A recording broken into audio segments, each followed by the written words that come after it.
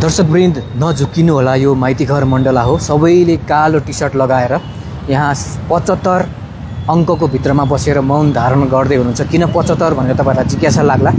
अहिले जेन्जी आन्दोलनको क्रममा 75 जनाले ज्यान गुमाउनु भएको थियो र उहाँहरूको सम्झनामा 75 अङ्क लेखिएको छ। हामीले यहाँबाट देखाउन सकिँदैन है, किनभने माथि ड्रोनबाट खिच्नुपर्ने रहेको छ।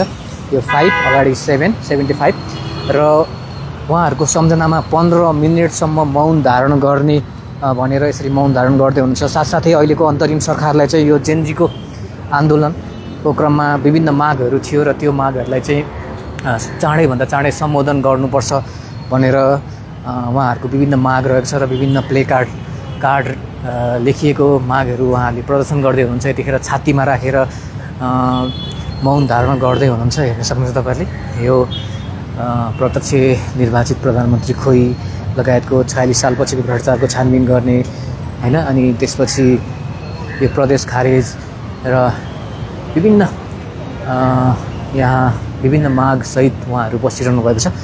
75 को भित्र बसेर यसरी मौन धारण गर्दै हुनुहुन्छ। जेन्जी आन्दोलनको क्रममा वीरगति प्राप्त हुने वीर शहीदहरूको सम्झनामा उहाँहरूको आत्माको शान्तिको लागि मौन धारण कार्यक्रम रहेको छ।